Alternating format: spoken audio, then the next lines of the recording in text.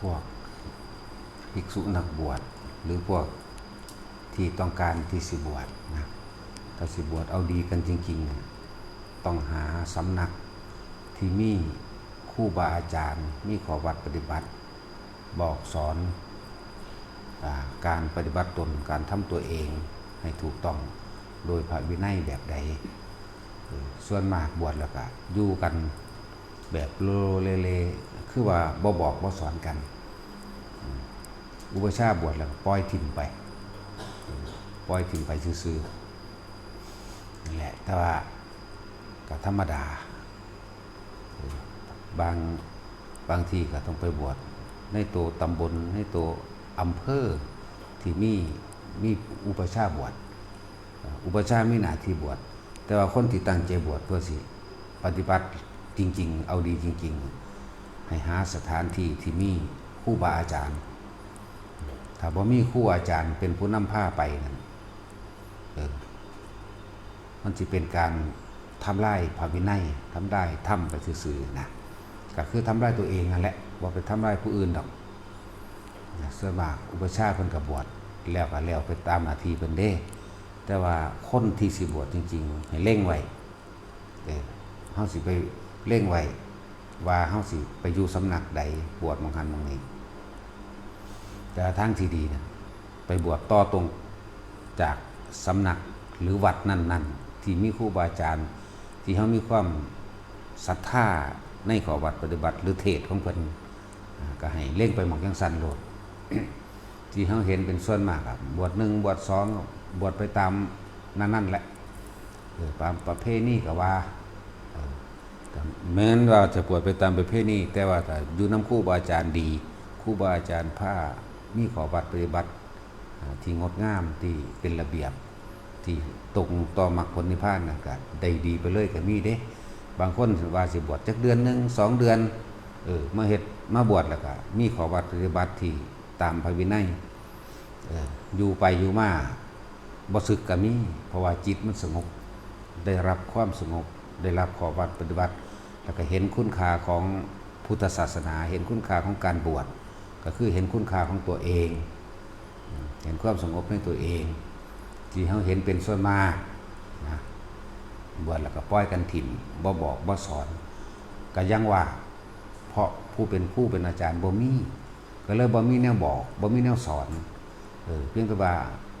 บวชเอาหน้าเอาตาเนี่ยจักหน่อยแล้วก็ปล่อยกันถิ่มไปโลเลไปแล้วแต่สิเฮ็ดไปนั่นแหละสำหรับนักผู้ต้องการที่สิบวชเพื่อมรรคผลนิพพานจริงๆนั่นให้เร่งไว้ถ้าว่าจากบวชแล้วก็มีดอกแต่ละสำนักเพิ่นที่เพิ่นฝึกหัดปฏิบัติก็มีอยู่ให้เลือกเฟ้นเอาเองอย่าว่าไปตามเฉพาะประเภทนี้แล้วก็บ่ต้องไปบวชเอาหน้าแค่ว่าคือว่าบวชให้แม่แน่บวชให้พ่อให้แม่แน่ให้พ่อแม่ได้ชื่นใจได้เห็นผ้าเหลืองแน่ก็บวชไปตามประเภทนี้บานๆถ้าผิดตั้งที่แรกมันก็ผิดเบิดนี่แหละถือเริ่มตั้งแต่ประเภทนี้พราหมณ์ประเภทนี้ผูกแขนประเภทนี้สะเดาะเคราะห์หรือยังก็ว่าไปที่มันเป็นที่มันบ่แม่นหรือพิธีกับต่างๆนั่นแหละที่เป็นไปทั้งพราหมณ์ที่เป็นทั้งกินเหล้าเมายาที่เป็นทั้งเลี้ยงแขกคนโดยการฆ่าสัตว์โดยการเลี้ยงเหล้าโดยการมหรสพคบงั้นผิดแต่ที่แรกมันก็ผิดเบิดนั่นแหละจังว่าที่จริงแล้วแต่เฮาเลือกเอาสถานที่ที่เพิ่นมีข้อวัดปฏิบัติแนะนำบอกสอนครูบาอาจารย์บ่ทิ่มลูกศิษย์จักว่าล่ะประชาบ่ทิ่มลูกศิษย์ก็ไปหม่องสถานที่เช่นนั้นได้บุญยิ่งๆก็ที่คิดว่าเจ้าของได้บุญเด่นหมายถึงว่าไปบวชที่บ้านว่าสบายใจลูกกูบวชแล้วบวชสักเดือนนึง2เดือน3เดือนก็ว่าไปก็เข้าใจว่าเจ้าของได้บุญเข้าใจว่าเจ้าของทดแทนบุญคุณพ่อแม่การบวชก็เป็นการทดแทนบุญคุณพ่อแม่ปู่ย่าตายายอยู่อย่างหนึ่งเหมือนกันแต่บ่แม่นทั้งเบิดมันจะบวชแบบก็ช่างอันที่พูดถึงเปลือกมันนึงเด็ดนี่เปลือกมันเฮ็ดให้พ่อแม่สบายใจจังได๋ก็เห็นมันได้บวชให้กูแล้วจังซี่มีลูกชายมากให้บวชก็ว่าไป แต่ว่าถ้าสิดีจริงนะไปตามสถานที่หรือสำนักปฏิบัติที่เพิ่นปฏิบัตินั่นเองที่เพิ่นฝึกหัดปฏิบัติมักมีองค์8เพื่อมรรคผลนิพพานอานาปานสติที่เพิ่นมีขอวัดอันงดงามให้ไปเลือกไปแบบนั้นเด้อได้บุญยิ่งๆกว่านั้นอีกดีบ่ดีทดแทนบุญคุณพ่อแม่โดยการนำเอาพ่อแม่ปู่ย่าตายายตลอดทั้งญาติพี่น้องเข้าสู่คำว่ารัตนตรัยได้เข้าสู่คำว่าถือธรรมถือพุทธถือพระสงฆ์เป็นที่พึ่งได้ทิ่มผีทิ่มสางทิ่มนาคทิ่มความเสื่ออย่างอื่นเลิกงามยามดีทิ่มหลายๆอย่างออกมาได้นี่จึงสิเป็นการตัวแทนแท้บัดนี้แต่ผู้ได้เห็นในพ่อแม่เข้าสู่พระรัตนตรัยได้นะมันก็บ่นานคนเรามันค่าอยู่หน่อยๆนำการไปถืออย่างอื่นนึงเด้ถ้ามีสัมมาทิฏฐิมีความเห็นถูกต้องตามความเป็นจริงมันได้ล่ะบ่เสื่อเลิกงามยามดีบ่เสื่อหมอดูหมอเดาอย่างต่างๆล่ะมีเฉพาะพระรัตนตรัยบ่นานเด้พวกนี้นั่นแหละความสิเป็นตะทางตรงความคิดของเฮาความจำของเฮามันสิบ่ไประลึกนึกถึงว่าให้ผีสางให้เทวดาอินพรหมมันดลบันดาลให้พระเทพพระจงพระเจ้านี่มาดลบันดาลมันสิบ่มีความคิดแบบนั้นมันสิเห็นตรงตามความเป็นจริงทุกอย่างเกิดขึ้นจากการกระทำคำเว้าการคิดของเฮาเอง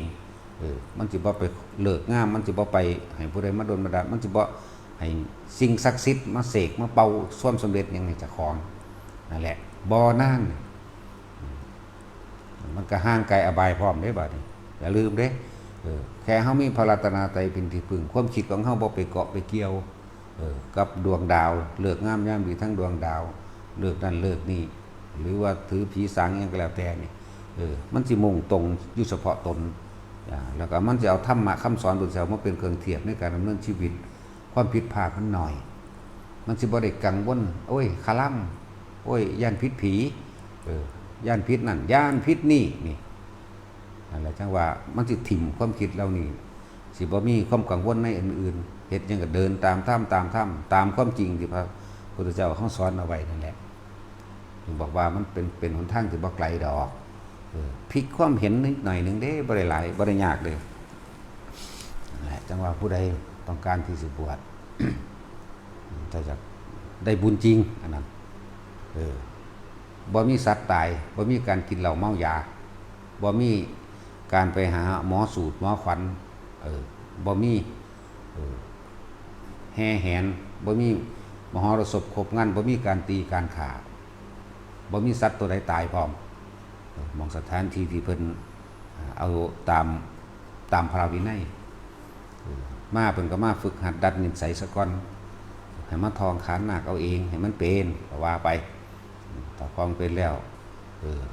เรียกว่าพระพี่เลี้ยงเพิ่นก็สิคอยแนะนำสั่งสอนไปถ้าบ่เป็นตาคือก็เมื่อถ้าบ่เป็นตาคือเพิ่นก็เบิ่งนิสัยอยู่หั่นเด้บ่แม่นเด้สิเอาเลยจังซั่นแหละมันจังได้บุญจริงๆบุญนอกบุญในบุญนอกคือความสงบภายนอกแก่หมู่มหาชนทั้งหลายบุญพวกบาปนอกมันใดก็มหรสพครบมันกินเหล้าเมายาฆ่าหมูฆ่าหมาฆ่าเป็ดฆ่าไก่กินฆ่ากันตีกันมีหนังมีหมอลำยากน้ำแขกหนักน้ำผู้นั้นยากน้ำผู้นี้นั่นแหละบาปนอกกังวลนอกเล่าร้อนนอกนรกนอกนรกในก็บ่สบายใจเรื่องนั้นบ่สบายใจเรื่องนี้นั่นแหละอันนี้บุญนอกเรียบเงียบไปเลยสงบบัดคนที่เข้ามาในงานกันเงียบเรียบไปเดี๋ยวบ่ได้กังวลในการที่ไปเสิร์ฟเหล้าเสิร์ฟยาบ่ได้ไปกังวลในการที่ไปเส้นเอาเหล้าลั่นนั่นลั่นนี่แล้วงานจังสิจ่ายบ่ได้มีนั่นแหละบ่ได้ไปกังวลว่าสิไปจ้างหมอสูตรหมอขวัญนี่ยังได้หรือยังได้แล้วไปตอนนี้นั่นแหละถ้าอยากวัดป่าที่เขาเจ้ามีการฝึกหัดปฏิบัติเด้อเดี๋ยวเขาเจ้าก็เฮ็ดแบบนี้แหละเรียบๆง่ายๆธรรมดาส่วนน้ำบ้านน้ำเมืองก็เขาเอิ้นว่าบวชเอาบาปทำบุญเพิ่มบาปลงทุนซื้อนรกก็ว่าไปสังเกตเบื้องต้นแม่นหรือบ่แม่นก็ดีบวชตามคนฆ่ากันตายก็มีบ่ได้บวชก็มีแม่นว่าล่ะแล้วบ่ซ่าก็ปล่อยทิ่มได้บวชไปแล้วก็ดีบัดนี้บวชเอาเงินซื้อๆพวกจังซั่นก็ดีนั่นแหละหมดแล้วก็แล้วไปบ่ตามดูแล ประคบประหงมกันก็เอาคนมีกิเลสเด้มาบวชนั่นบ่ล่ะบ่แม่นเอาพระอรหันต์มาบวชฉะนั้นก็ต้องมีการฝึกหัดคัดเกลาตัวเองก็หม่องใดมีครูบาอาจารย์ก็แต่งพระพี่เลี้ยงดูแลกันนั่นแหละจังว่าสำหรับพวกเฮาเองบวชเข้ามาแล้วให้ศึกษาพระวินัยเพราะพระวินัยนั่นแหละสิเป็นเครื่องรักษานักบวชบ่ทันได้ฮู้จักหยังเด้ว่าอันใดควรอันใดบ่ควรอันใดควรกระทำบ่ควรกระทำเฮาก็ต้อง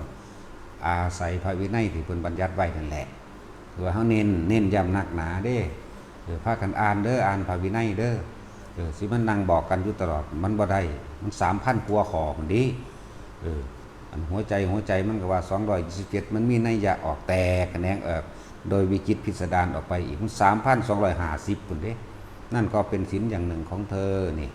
ควรหรือบ่ควรเฮาก็ไปศึกษาเอาต่อก็มันสิเฮ็ดหยังของมันสละงานทางโลกออกมาแล้วนั่งอ่านนอนอ่านอยู่พอสำนั้นมันสิเป็นหยังสิบ่จบภาษาเล่มน้อยๆสำนั้นอาทิตย์นึงมันก็จบตัวนี่คือย่างซ่าเด้นี่ย่างซ่าเลยมันก็ฮู้จักตัวว่าอันใดควรทำตนแบบใดเว้าแบบใดย่างแบบใดกินแบบใดเหี่ยวแบบใดอาบน้ำแบบใด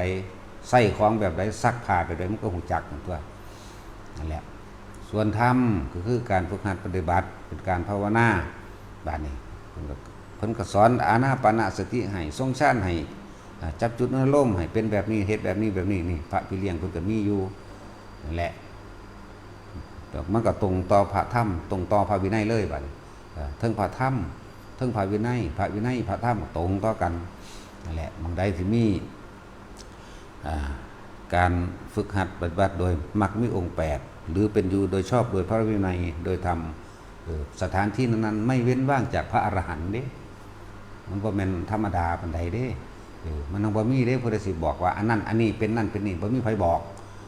มันนั่งรู้ในหั่นแหละจังซั่นแหละพอ